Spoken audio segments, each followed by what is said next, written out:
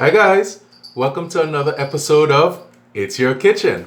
First and always foremost, a gracious thank you to all of my followers from Aruba, St. Martin, Bonaire, Curacao, Suriname, Guyana, my one Hindu, my one Asian follower.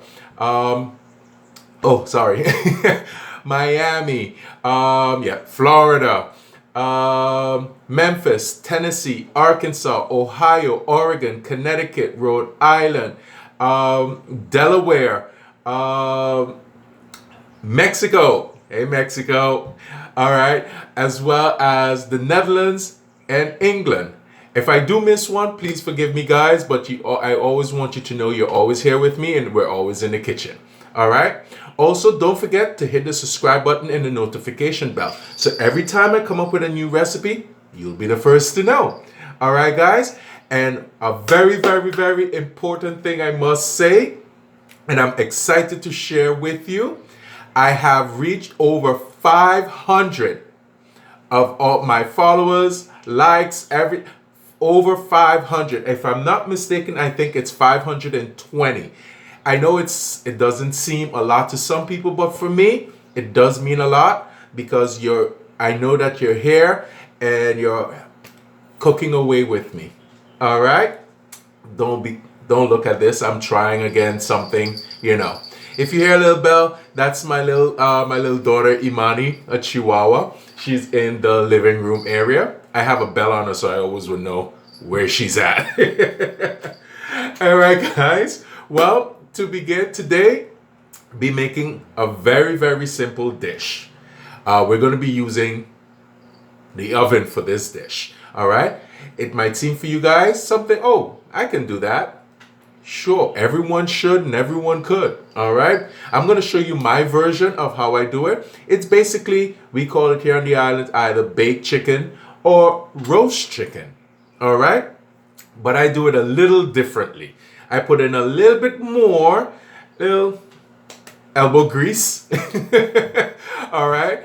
And how I prepare it. So guys, don't go anywhere. Stay with me and I will show you all of the ingredients. All right, guys. So don't go anywhere. Welcome back, guys. All right. This is basically it. Very simple.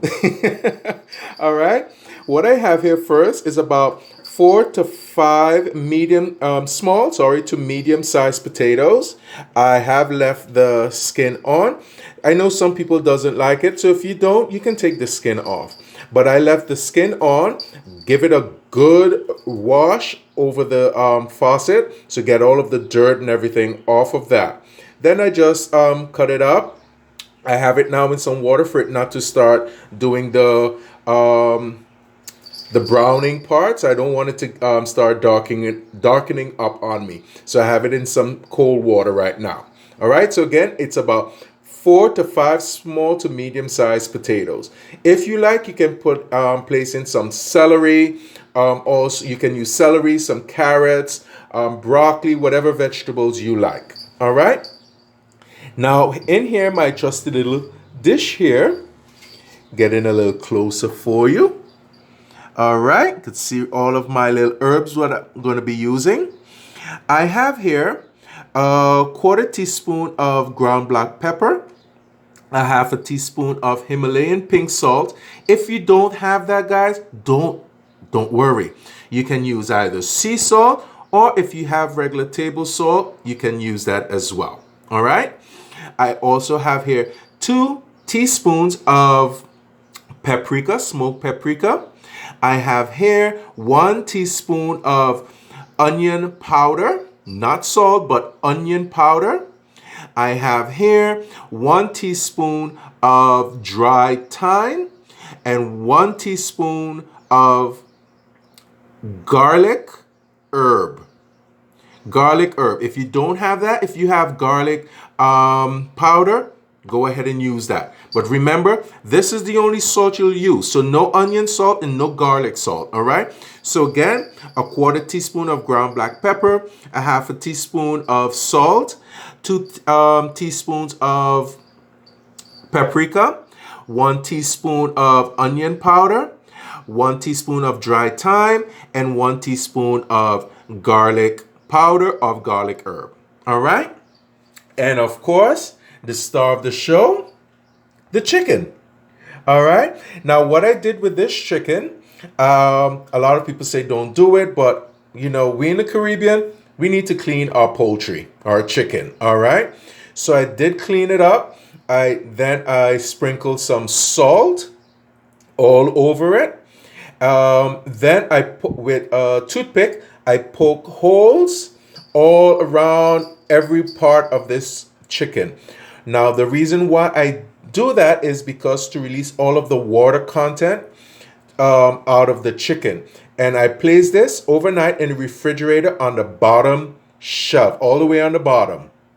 All right. So it will, all of that, the salt that I placed on it will extract more of the moisture. The reason of, to get a nice crispier skin. There you go.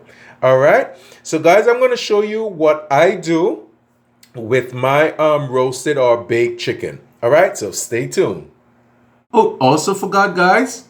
I have here 3 tablespoons of melted butter, and that's what I'm gonna baste it all over the chicken to get that more crispiness. All right, I'm gonna place this aside, and now what I do, I butterfly my chicken. I think it's called spatchcocking the chicken. Basically, you're gonna cut it and then butterfly it open. All right. Get the chicken out here. All right. Now here we are. Now you can do it with a very sharp knife, or this is my favorite knife, so I always take care of this, or some good kitchen shears. All right. So now, as you see here, you have the chicken. All right. This is the breast side up. Now what we're going to do, we're going to put it breast side down. Now right here in the back part, you know that the chicken has that, the backbone basically. And what I'm going to do, I'm going to cut it on either side of the backbone, take it out, and then turn it back over on breast side up and press it down so it's butterfly. All right. So here we go, guys. So you always have to make sure that you get a good distance from the backbone. All right. If you're going to use a sharp kitchen shear, guys, please be careful. All right. Okay, here we go. So I'm just going to find it right here and just score it.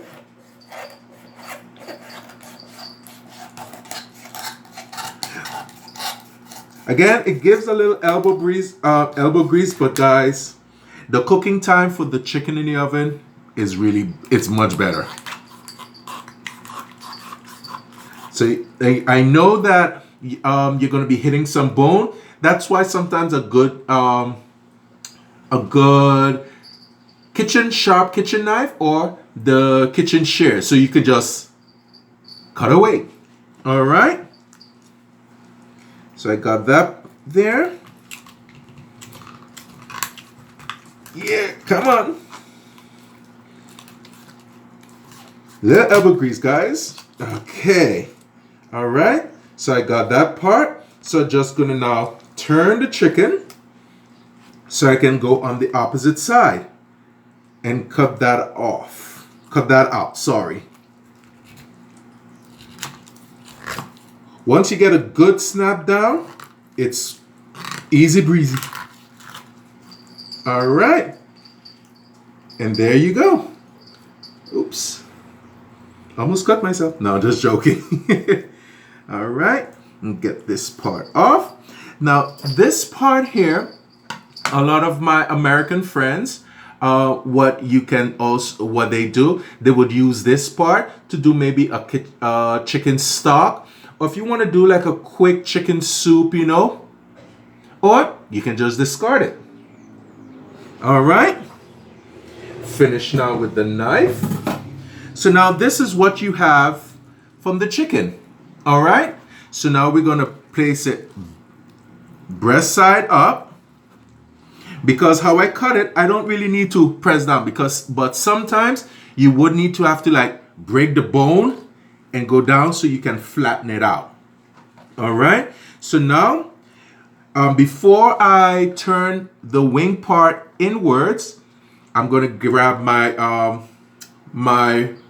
my herbs, or my rub, I should say. All right. Make sure that the leg parts is outward. All right. Guys, as I say, you got to be very careful with chicken, with poultry, cross-contamination with salmonella. Look, guys, here in the island, once the surface is all got with all chicken and whatever, you get a great detergent and a little, not too much of bleach, and you can wipe down your surface clean. You just got to put in the extra work. All right. Now, the rub that I have, remember, gonna get all of those together.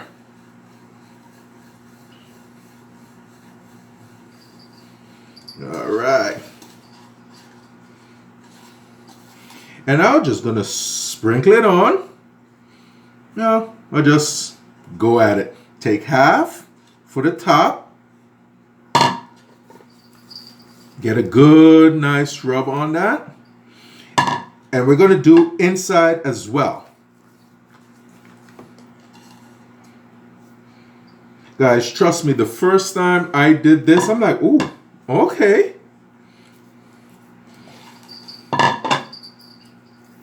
I can get into doing it this way. It's just got to put in a little extra work. But in the end, it was worth it. Now I'm just going to flip it over. And I'll get inside of there.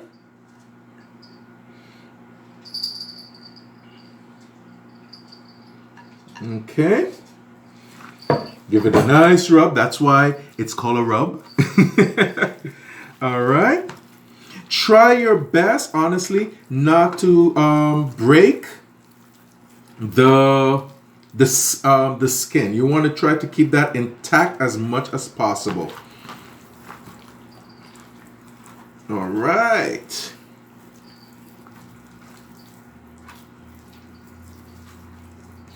Okay, now that's why I'm doing it close to one of my kitchen sinks right here.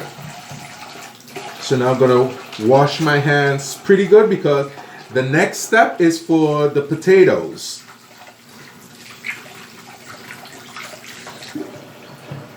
Anytime I'm dealing with chicken, of course, I gotta like double, triple wash my hands because I'm gonna go and touch cabinet or what have you. So, as they say, the trick is with knowing that your hands is thoroughly washed, you sing happy birthday twice. All right. All right. All cleaned up. Now I'm going to grab my potatoes. I'm just going to slide the chicken just aside for a few seconds. Also, guys, I have my oven preheating on 375. Okay, in one sec. Grab my potatoes right here, and what also, place this here so I can show you.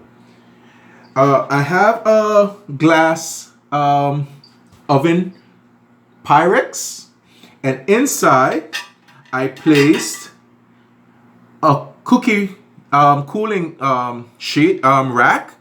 Place that inside. Now you're gonna ask why. Now, if you don't have a cooling rack, the potato, carrots, and all of that can be the rack for you. All right. The reason why, I don't know if you guys, when you know that you do like you're baking your chicken or roasting your chicken, the bottom part tend to be a little kind of soggy. The all over is nice, but the bottom part is really soggy. This is the reason why. The chicken needs to be a little elevated so the heat can actually go right through, under and around the chicken. All right. So what I'm going to do here now, I'm going to drain off all of this cold water from my potatoes. And again, once you do that, the juices from the chicken, the drippings, also gets onto the potatoes, your vegetable. But it has to be like hearty vegetables. All right. So I'm going to grab some salt and some pepper. I'm going to keep that definitely simple. I'm going to use about another half a teaspoon of salt just to salt up the potatoes, and a quarter teaspoon of ground black pepper.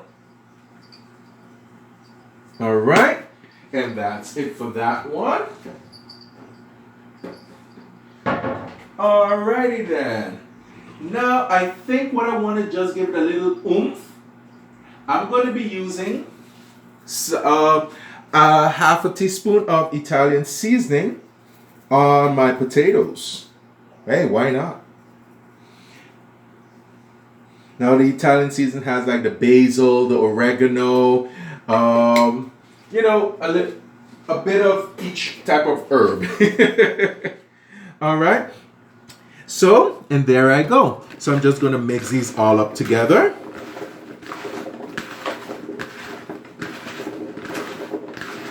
Yes, get my rack out. So I'm doing almost like a double rack kind of thing. All right. Get this all mixed up, nice and goody in there.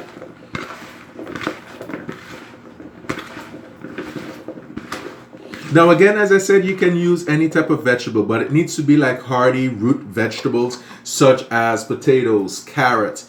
If you want a little green in there, you can chop up some celery as well. Do not put any bell peppers or anything because they're going to cook way too fast. No tomatoes, none of those. Also some broccoli if you like.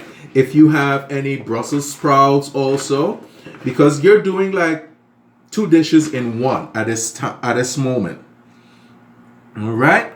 So now I'm just going to place all of this in my, just scoot over the chicken some more, in my Pyrex dish. And again, the flavor from the chicken is all going to drip down and give your roasted potatoes a beautiful, nice flavor, guys. Trust me, trust me, trust me. All right. Now again, if you don't have a cooling rack, you can just use your vegetables and just place the chicken on top of that because it's not touching the dish that you're placing it in. So the heat will definitely marinate all through. All right, and all of this nice seasoning in there. Get that all in there. If you like, you can place in some apple juice or even maybe your favorite beer. Place the drizzle that on so that gives it the nice steam can go through your chicken. Also some lemon, not lime, but lemon wedges. Perfect, guys. All right, so we have here now the star of the show. We're gonna, oops, almost forgot. The cooling rack. All right, place that on the top. And now place the star of the show on that. And now we're going to take the wings and we're going to just want to, because the wings, it's the less, it doesn't have that much meat on it, this weird part right here. So we're just going to tug that in on the bottom. Get that right here. On the bottom like that. And this one, oops, sometimes they give me a little problem, but yeah, there you go. Oops, no, go under.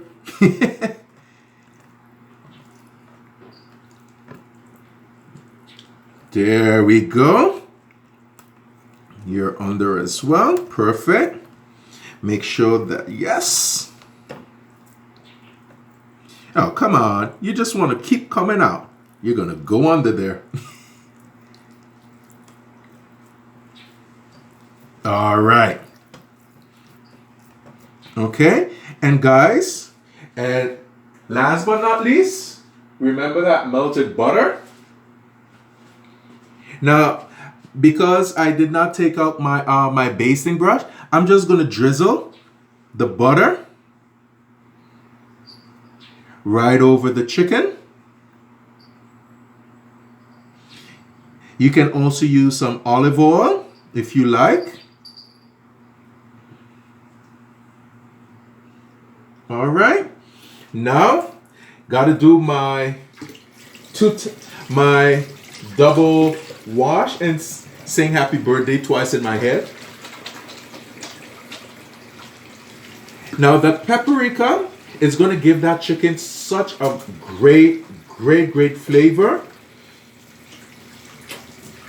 and a great aesthetic look. Second, yes. Now again, I have my oven placed on to 375 degrees. And I'm going to top this off with some aluminum foil, or tin foil, or however you will call it wherever you are. Okay, don't go anywhere. I'm still here with you. Now, guys, a lot of people doesn't know this trick. You know your aluminum foil? One side is much shinier than the other side. Well, the trick is take the most shiniest part and let that be the one that's actually facing or touching whatever you're covering.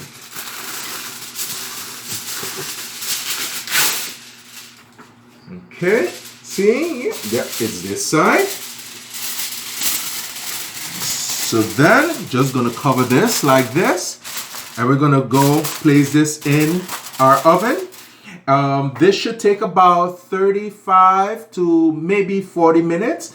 Everyone's oven is differently and heats differently. So you wanna check on that. If you wanna be definitely precise, if you have a meat thermometer, the thickest part of the chicken, you will insert that and it has to be at least 160 to 165 degrees. Now, I've done this many times, so I kind of know when it's really done. So it will be about, I would say, 35 to 40 minutes. All right, guys? So, guys, don't go anywhere. We'll be right back to see the finished product. All right, guys? All right, guys. Well, I did say about 35 to 40 minutes. I left it in for about 45 minutes. Now, why 45 minutes? Because remember, I covered it with the tin foil. So what I did for 40, when it got to the point to 40 minutes, I took the tin foil off and left it in there for an additional 5 minutes. So as you can see, a little Hollywood close up there. Guys, the kitchen smells amazing, honestly. All right, so this I just took out, so it's piping hot, but all of the nice flavor from the chicken has dripped down to the potatoes at the bottom. So imagine if you have your own homemade vegetable medley, as with the potatoes, carrots, even cauliflower, broccoli, Brussels sprouts, and all of that flavors at the bottom. Guys, unbelievable. So I'm going to let this set completely, because it's not good to really, any type of meat that you finish cook, do not go right into it right away. You got to let it set and let the juices basically do their work. Now that I'm trying to get the word. Just let it sit and let the juices almost like rehydrate, but it's not dry, but get into all of those crevices back again. So by the time when you're going to actually go and eat that, it is juicy. And again, guys, this makes it by me doing the butterfly chicken like this, or I think it's called spatchcocking the chicken. It's much easier to carve and to serve by doing it this way as well. All right, guys. Also, I did not discard the back part that I cut out. I put it in a Ziploc bag and put it into my freezer. So anytime when I feel like doing like a little chicken broth or something simple, I can just pop that out. Use the whole chicken. Use everything. All right, guys. Times are hard. Guys, stay tuned. Don't go anywhere. What I'm going to do with this is just a simple rice and beans to go with it on the side. And that's basically it. Nothing fancy, because this by itself, unbelievable. All right, guys. So, guys, stay tuned. I will give you my closing segment, and just stay tuned. Hi again, guys. Well, that was it for this segment of It's Your Kitchen. I hope you enjoyed it. And again, if you do know that process, continue it. I love doing it that way. It comes out much easier. And the entire chicken is cooked. Nothing is on the bottom a little soggy or didn't get a little crisp up or anything. So the whole thing is done perfectly. Also, guys, don't forget, hit the subscribe button. And just put this out of the way here. All right. Hit the subscribe button and the notification bell. So every time I come up with a new segment, you'll be the first to know. And again, thank you to all of my 522. I checked it out a few minutes ago. It went up to 522 likes, followers, whatever you want to call it. I'm so humble for that. Again, many people, they tend to do a hit mark at, we got to 1,000 or 10,000. Look, I am so humble. I'm so grateful for the 500, as it continue growing. I'm more humble for that, because I know that you're here with me in the kitchen. All right, guys. So again, before I leave, I would love to thank all of my followers from Aruba, St. Martin, Bonaire, Curacao, Suriname, Guyana, Miami, Florida, Tennessee, Memphis. A lot of people would think, but it has actually 2 places. Delaware, Connecticut, Rhode Island, Ohio, Oregon, California, England, Netherlands, Mexico, my Hindu and my Asian follower. Thank you guys so much from the bottom of my heart. And always, always remember, it is your kitchen. You are your own master chef. You do whatever you like. Be proud of whatever you create. All right, guys? Guys, until the next segment, thank you so much. Until next time, try out that way, the butterfly chicken. All right? Guys, have a good day and see you on the next show. All right, guys.